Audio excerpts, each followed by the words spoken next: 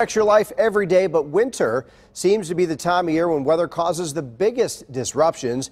You'll remember last winter was particularly cold and snowy with below average temperatures and above average snowfall. So what's in store for this winter? The winter outlook starts to take shape when most are concerned with tank tops and tan lines.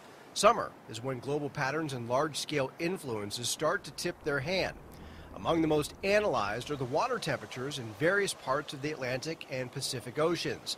Of these, the most publicized are the phenomena known as El Nino and La Nina. The main influence that stuck out to us first is the transformation to El Nino. When was that going to take place? How strong was it going to be? And how much influence it would have on the North American pattern. And NOAA agrees. Their latest outlook, 70% chance of an El Nino influence this winter. Right now, the signal is weak, but the long-range experts at AccuWeather expect the intensity to briefly increase into the moderate range by the heart of winter. What that means is that we're going to see a pretty active southern jet. Last year, we saw a pretty active northern jet, a lot of quick systems. The results of El Nino could be powerful systems, more moisture associated with them, but less frequency. The problem is early on in the season, the polar vortex that we always look for shifts and stuff, it looks like it's going to stay centered right around the pole, and that promotes more westerly flow across the nation, and that's not really a very cold flow.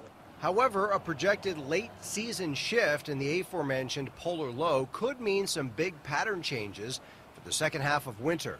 So given the expected setup and comparing it to similar patterns from years past, here's what I expect for our winter. Up first, my temperature outlook. The season should start somewhat mild in November with a couple quick shots of cooler air, but near average temperatures for the month.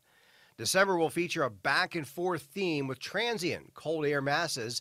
Pacific air will mix in with fast-moving Canadian fronts to provide brief cold shots. January looks to start milder than normal, but the invasion of Arctic air becomes more prominent by mid-month and beyond.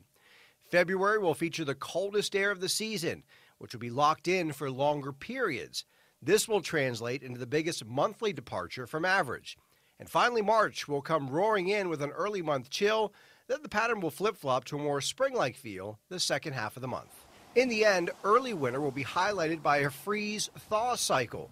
The polar vortex shifts south will mean an Arctic charge in February, making it the coldest month of the season. In the end, the season will finish with temperatures very close to average. Now, on to the flying flakes. Snow season looks to start a little slow in November, and then the meager snow amounts will continue into December, as fast-moving zonal flow will promote less cold air and below-average snow amounts through the end of the year. In January, the pattern will gradually become more amplified with a more active storm track, especially late in the month. This will lead to greater accumulation potential. A slight shift in storm track further south in February should bring a relative lull in snowfall frequency, but one or two healthier systems should bring snowfall for the month a bit above average. In March, the extension of the winter chill early in the month will keep the flakes flying the first couple of weeks, with just below normal accumulation by the end of the month. So, over the next 5 months, the pattern favors a slow starting season, with the potential for a couple small systems through mid-January. The most active period will likely occur in late January and early February, which will move the season total to 39.5 inches, which is just a few flakes below climatology and 13 inches less than last winter. So, how will this impact you? Heating costs will be highest late this winter, and after a slow start, ski season should have a better finish.